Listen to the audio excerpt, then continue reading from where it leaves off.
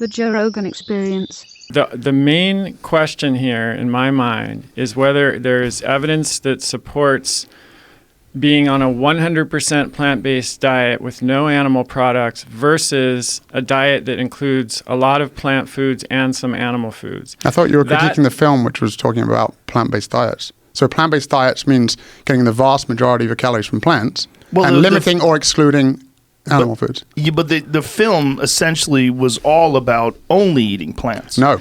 Okay, so there was no recommendation whatsoever about eating animals. How animal products will kill you, dairy products will kill you, all kinds of different animal foods. No, that claim was never made. See, but there was a connection. There was not. There was an inferred connection. No, there was not. What was the connection to cigarettes? The connection to cigarettes was the playbook that is being used by the. See, that's people are conflating like what the hell. The playbook is the same. The playbook is the same way that they're using athletes and they're using advertising. We never made the claim. Explain that then, but be clear. Okay.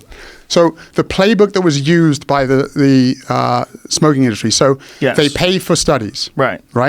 And we know, even with food, right, this has been done with cigarettes, it's been done with drugs, it's been done with food. Research shows that industry-funded studies are 4 to 8 times more likely to have a conclusion in their favor for their product. So this is what the smoking industry did. Then they got doctors to say that smoking wasn't bad. And then they got athletes to show like, hey, smoking's good. That was the parallel that we drew. We never drew the parallel that was drawn in What the Hell. So I want to make that really clear. There was, and I've seen this in articles saying, here, they connected meat. We didn't do that. Like if you watch the film, we never said. What did you? Why did you have that in there though? If you're not saying because they're using the same playbook. If you're not saying that meat causes cancer, you're saying they're using the same playbook. There are some specific claims that eating chicken and fish causes cancer, eating dairy causes cancer. Yeah, there were quotes from doctors, vegan doctors. No, they're not vegan. That's the other misrepresentation. So can I just go back? Can we just finish the evaluating evidence and then get to each point? Because I'm happy to address every critique.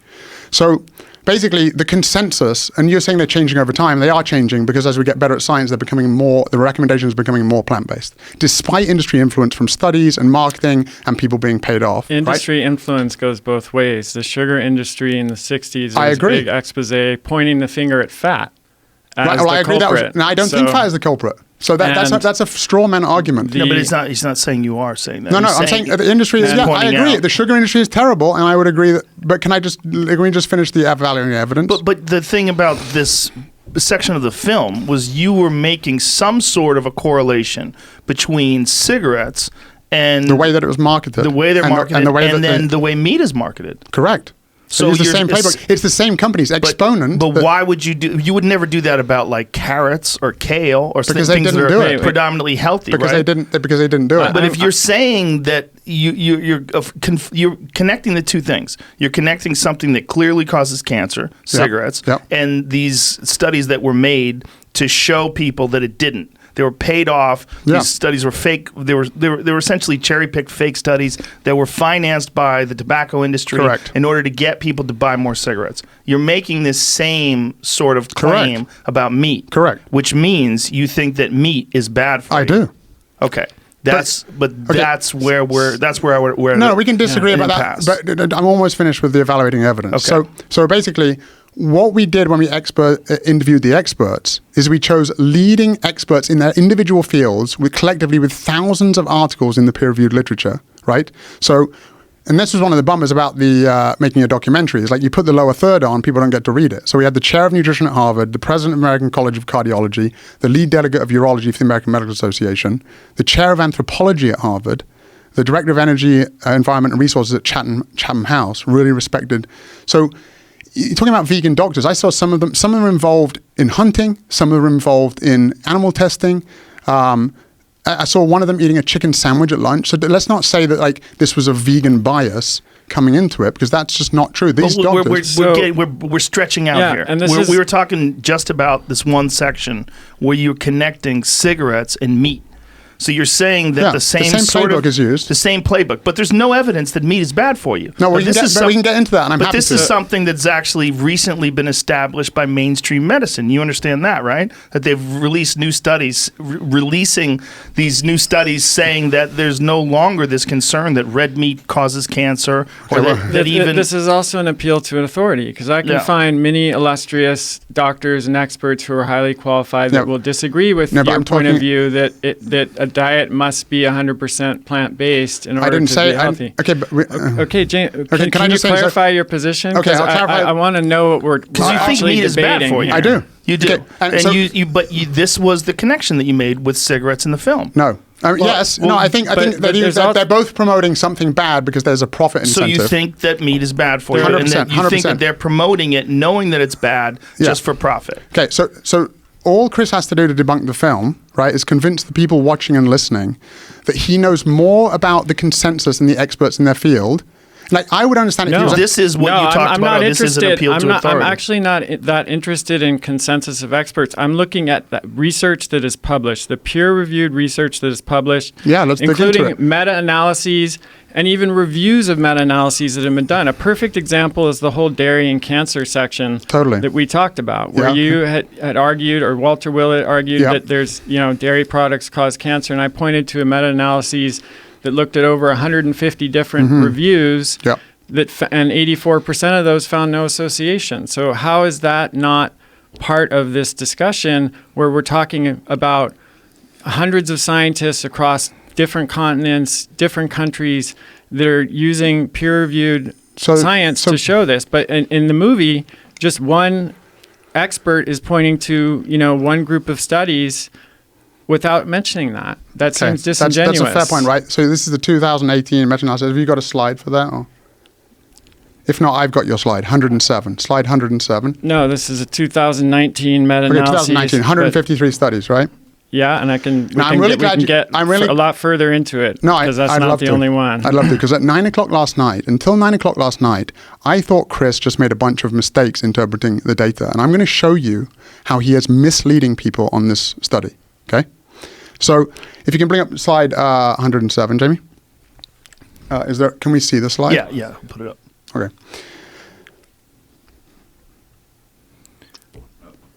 Is this it? Okay, so you see what he's put in quotes.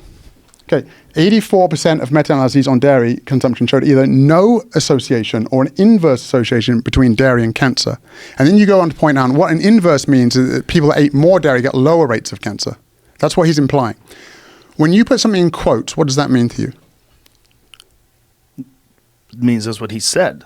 Yeah, but it's that quotation is quoting the study, right? Fair enough? Is that what they said in the study? No, that's not what they said in the study. That was my summary of the evidence of the study. The study. Thank you. But when you put something in quote, that's misleading. But that's his quote. Okay, fine. Okay, let's go with that. Okay, let's go with that. But he's not putting things in quotes saying that someone else said it. Totally. I mean, that's how when you anything you do in literature, when you put something in quotation marks, you're quoting the study. But let's just bypass that. I'll agree. Okay, so can you bring up slide 109 to see what they actually said? Okay, this is the actual quote. Okay. Out of 153 reported meta-analyses comparing highest versus lower dairy consumption, 109, 71%, showed no evidence of a statistically significant association between dairy consumption and incidence of cancers. 20 showed a decreased risk of cancers with dairy consumption, and 24 showed an increased risk of cancers with dairy consumption. Now, this is actually, until last night at like 9 o'clock, I realized what he was doing. Okay. If you want to go to, just to sum it up, if you go to slide 110. Wait, can we stay on here for a second? What's your interpretation? Well, do you agree that that was the quote from the study? Absolutely. Okay, good. But no, I'm asking you what your interpretation, does that, in your mind, show a strong connection between dairy and cancer? Okay, Joe, you're going to really realize here what Chris is doing. Okay, this is really, and I'm glad that you brought it up. Please answer what he's saying. Okay, so can I just say, the reason you brought this up is because Walter Willett said there was a strong connection between prostate cancer and dairy, correct? Yeah. So you brought about something about all cancers. Okay. Yeah. So, and in this study, about half of the study showed a connection between prostate cancer and dairy, and half didn't. right. Okay. That's still not a compelling argument that dairy so- is associated with cancer. Okay. So can you we? you got a coin flip, basically. Right, that's You not still actually true. haven't- I'll you still explain. I'll haven't- explain you why still that's not haven't true. answered my question I will. about I'm trying to tell you. I'm trying to tell data you. here. Okay. Slide 110. Well, let's stay with this. Explain this first, and then we'll move to the next slide. No, slide next 110 is explaining this. Okay. It's just breaking that down. Okay. So there were statistically significant associations between dairy consumption and incidence of cancers. 71% showed no evidence. 13 showed a decreased risk, and 16% showed an increased risk. So you see what Chris did to represent this? He added 71 and 13 to make 84. Right? You Right. follow? This is how you got it, right? So you added 73%, 71% and 13% to get 84. Right. So his statement from this study was 84% showed no evidence or a decreased risk. That's what he made you believe. Well, 71% shows no evidence. Yeah. 13% shows decreased risk. Right, so if you add the two of them together, that's 84% Right, but- shows no evidence or a decreased risk. Exactly. But what Right. he could have said is 71% plus 16%, that's 87%. He could have said 87% show no evidence or an increased risk. It's 84. How are you No, getting 87? 71 plus 16. Oh. So I could make the claim. No evidence or a decreased risk No, or no, an increased No, risk. we're getting really into But that's semantics here. no, we're not. The burden, No, actually, the no burden of evidence? proof. You were claiming in the film was claiming dairy causes cancer. My claim was there's no the bulk of the evidence suggests there is no association or inverse association. That's true. Joe, You're playing Joe, with 70% words, shows James. no I agree. evidence. I agree. 13% shows decreased risk. Okay. So, but hold on a second. Yeah. The decreased risk Yeah. and the increased risk are almost the same. Right, but which is what he higher? talked about Which is before. which is higher? 3% shows increased risk so on this one study. the point of this study is that this is his study that he brought up, showing this is very strong evidence. Okay, his statement was very misleading. He added up those two, and then he finished it up by saying, so basically there's an inverse correlation. But he did not show, he could have said 87% showed no risk or an increased risk. Instead, he chose to summarize it saying 84%. But there's no risk and there an was- increased risk. It's No, a I very know. different And thing. Joe, Because you're okay, talking about something causing cancer. No, I agree, exactly. And so there wasn't strong enough things to find that total cancer was increased, right? But we know that as research shows, this included, did it not, industry-funded research. 2/3 of research is industry Right, funded. and we know James. that, and research shows that. Are you proposing that we throw out every study because one of the main studies in your film was sponsored by the Haas Avocado Board, the one that claims that animal products contribute to inflammation. I'm not suggesting we throw them out. I'm not suggesting we throw them out. I'm saying that industry-funded studies, and by the way, industry-funded studies, they typically only put them out when it shows in their favor. There's no obligation for industry when they do a study to release it.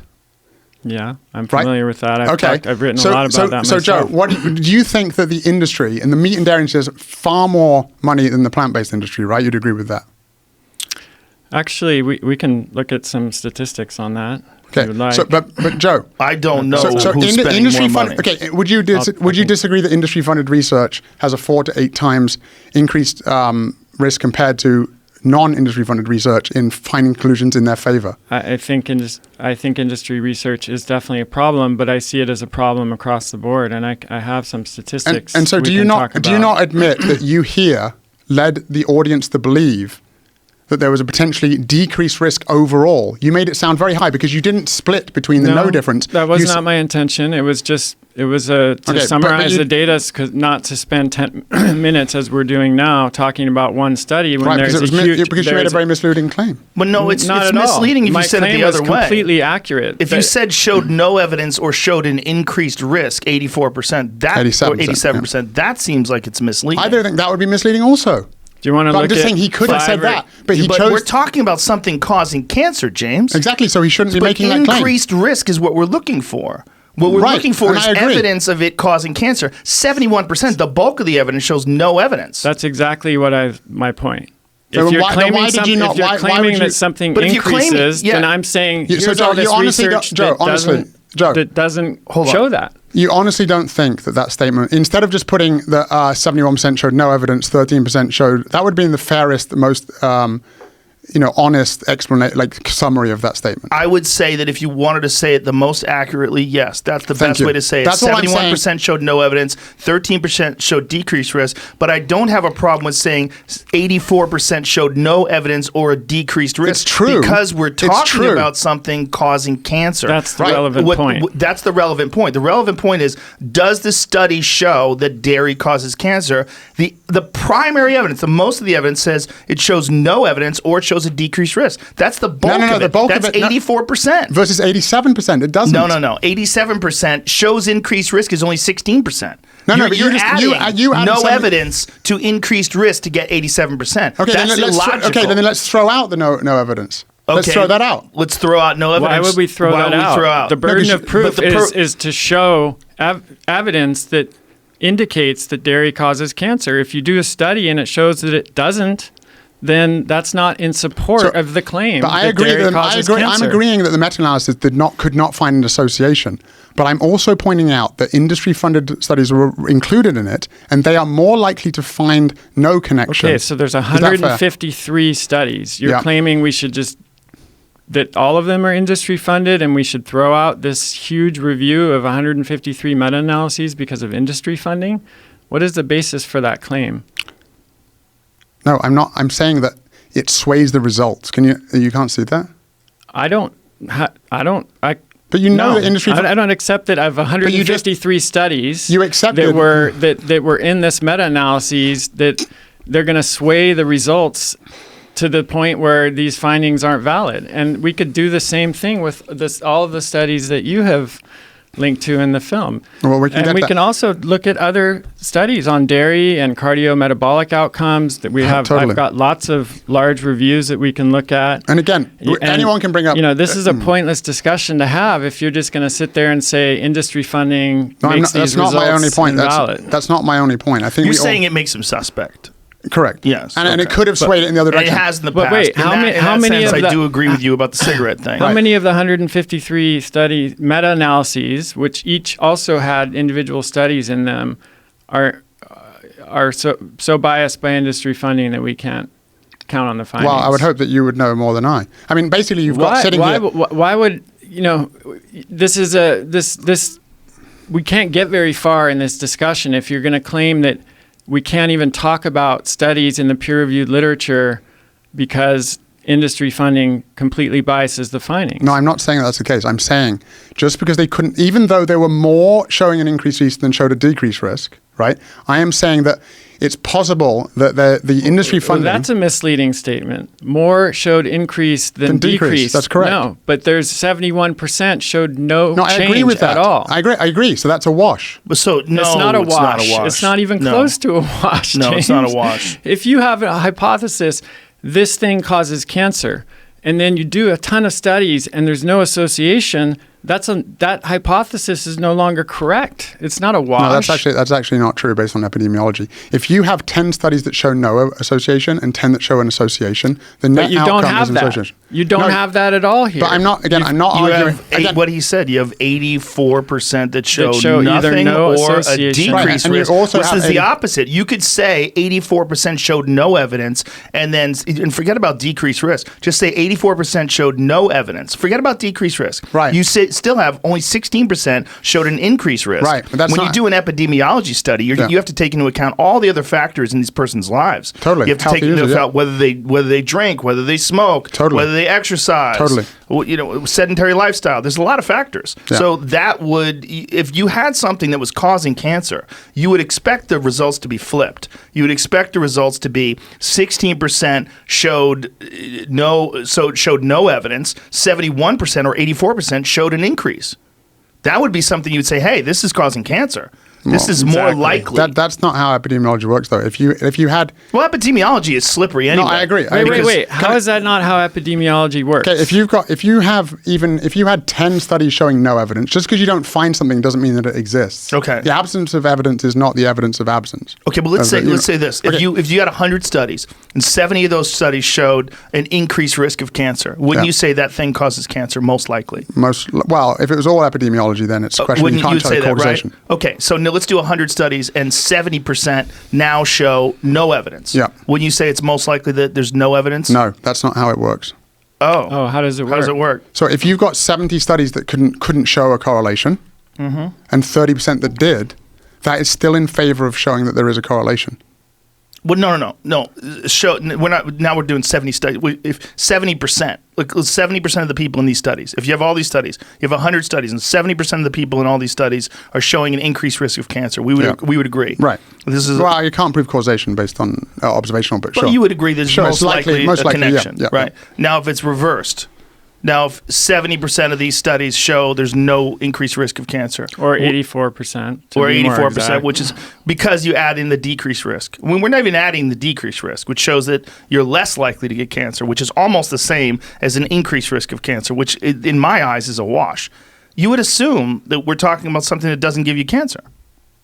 Well, that's. I agree that this study found that they couldn't prove a causation, right? They couldn't prove a link between cancer and. But you made it out like he was being deceptive. He is being deceptive. I don't agree with that. I don't agree with that because you're trying to you're trying to show that these studies are proving, or at least making this correlation between consumption of dairy products and cancer. But the evidence doesn't show that. If you want to look at it in its entirety, the evidence shows that most of the 71% showed no evidence of it causing cancer. 13% showed it's actually better for you. You have less risk of cancer than not eating dairy. 13%. And then 16% showed increased risk of cancer. Right. And again, when you're talking about epidemiology studies, when you're talking about 16 out of 100, you have to throw in all the other factors in these people's lives. And that's why they didn't find it. But the reason you brought this up is prostate cancer, right?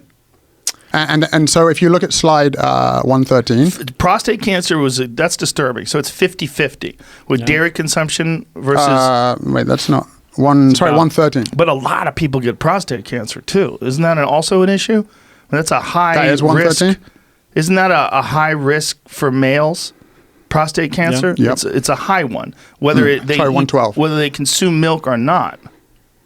So in this meta-analysis that you point to, the highest connection that they could find between dairy and any type of cancer was prostate cancer. So if you look at the black line, that shows no association. If you look at the green line, that's decreased association. And the red line was increased association. That was the meta-analysis that you provided. Yeah.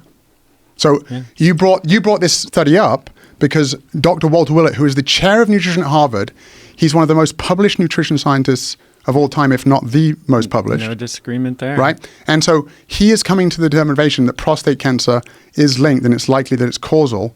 And this very study... Whoa, back up. Half and half. That's not... no evidence of a causal relationship, James. There's no evidence of a causal relationship. Okay. Dr. Walter Willett is in just any type of... Let's talk about this study rather than appeal to authority. You just said yourself that's a rhetorical fallacy. No, it's a fallacy unless it's the appeal to valid authority. Because literally, if I want to know about... Are you saying if I want... Let's say we look at mixed martial arts and Chris goes, well, I've never done mixed martial arts, but I think I know more about anthropology, nutrition, I know more about boxing, kickboxing, jiu-jitsu, and wrestling. So we're talking about the consensus. We're talking about leading experts in their field with thousands of peer-reviewed... There's no consensus. There are experts who are very illustrious who would disagree and would look at this study and reach the same exact conclusion that I did. Same with flat earthers. There's no reliable proven connection between dairy and prostate. You have half studies showing an association, half studies showing no association, not to mention the fact that that's, as you just said, that even if there was a strong correlation, that doesn't prove causation. Well, this was a matter of... You said you liked this because it included also randomized controlled trials. Yeah. And I'm saying, should we trust Walter Willett, who at the time was the chair of nutrition at Harvard? Let's trust the studies. Studies is what we need to look at. But Chris... But we're way off here. We're way off because it's a... Okay, go ahead. The question was still, there are a lot of inferences made in the film, whether they were intentional or not on your part, that, dairy... People are hearing, dairy is going to cause prostate cancer. They're going to extend that to cancer. There are other claims in the film made about dairy and metabolic issues and saturated fat and metabolic issues. So the operative question that I'm trying to answer is, do the data support that? Not does Right. Walter Willett think that or any other expert in the film. Do the data support that conclusion? Right. And I agree. Even in that study, the data don't strongly support that. If you have half studies saying yes, half studies saying no, that's not a clear signal. And it's definitely not evidence of a causal relationship. So having Walter Willett or anyone say, there's a strong relationship and we know the mechanism and there's, it's causal, Can I pause here? Can I pause here? By the study. Can I pause here? Didn't you tell me that 2/3 of people have an intolerance towards milk and towards dairy? And I have a study here. Is that what the number is? It's 2 out of 3 people in the world. Okay. So can I just say, hold on, because this is actually to your point. Sure. So 2 out of 3 people have an intolerance towards dairy in the world. And if you're talking about a study that shows 50% of the people in these studies that are consuming dairy, there's a correlation between prostate cancer and dairy. Mm-hmm. Wouldn't you assume that maybe the same thing that we're talking about, where 2/3 of people are intolerant to something, they consume this thing that's intolerant, it causes inflammation in the body, and that inflammation in the body could possibly be leading to cancer? correct. No, No? not correct. Dairy is inversely associated with inflammation. So we can pull up a study inversely there. associated with inflammation. But if people are irritated by dairy, if they have an intolerance to dairy, and you said 2/3 of people, here's what I would suspect there, that if we segmented those people out and said, let's do a study, find out who's intolerant of dairy and find out who isn't, you would see even better results for dairy. Because despite the fact that some people are lactose intolerant, we're still seeing in that meta-analyses that most people, there's no association in most cases and an inverse association in other cases. So but this cancer thing, hold on a second. But this prostate cancer thing is not most. But why this is 50-50, right? I know, but why 50-50 is disturbing. So imagine what you're saying. You're saying if half of if dairy gives half people cancer and doesn't give the other half cancer, then I can just drink dairy. Second of all, do you see what Chris just did? That's not what that said. But you see what these are epidemiology, James. It's not dairy gives anyone cancer. It's association. No, that's not. Your meta-analysis included randomized controlled trials. But this is actually to you. Can I stop this though? Because if someone's intolerant of something, that means your body is irritated by it, means it causes some sort of disturbance, right? Whether it's inflammation or gastrointestinal disorder, you start farting, and that's what happens when people are lactose intolerant, right?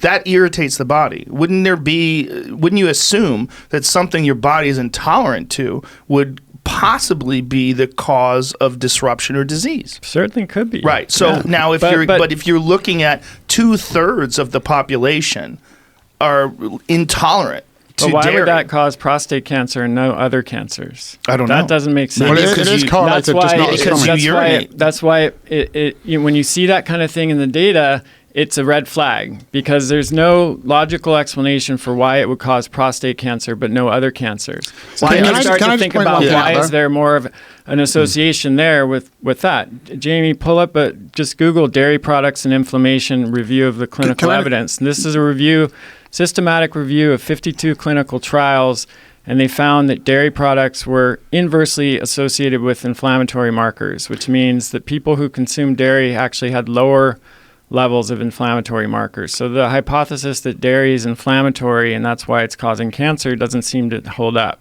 in the literature. So can I just say, so first of all, there might be studies he can bring up. I'm not even a nutrition scientist. I'm like a combatives trainer, right? And so you also said that you're not an expert in nutrition. And so what we have to believe today is that Chris really it is about the meta-analyses, but it's about the meta-analyses, it's about the totality of taking into account all the evidence, not just one meta-analysis or a meta-analysis of a meta-analyses, but all of the data. And so what you're asking people to believe is that you are better at interpreting the data than people that are experts in their field. There are many experts who would agree with me. You just didn't choose to interview them in the film. No, actually, we did interview some that I can tell you about in a second on the other side, and I'll tell you why we didn't include them. But you are asking people, I would understand it if suddenly Chris has figured out this nutrivore diet, that he figures out something about nutrition, that he's better than he knows more about the consensus and more about the majority of leading experts. But to believe that Chris knows more about anthropology, urology, heart disease, Why are you including environment. Anthropology? Yeah. Because that what you tried? No, you tried to you debunk some have- of the anthropology in the film. And successfully, but that was because just the the- majority of anthropologists agree with what I said. You chose probably one of the few that would agree with the idea that humans primarily ate a exclusively plant-based diet for most of Performance. human evolution. We can go into that again. I'm actually representing the consensus viewpoint in anthropology, James. I No, think you're actually not. you'll be hard He's not. pressed He's not. to find a consensus group of experts that agree with that idea.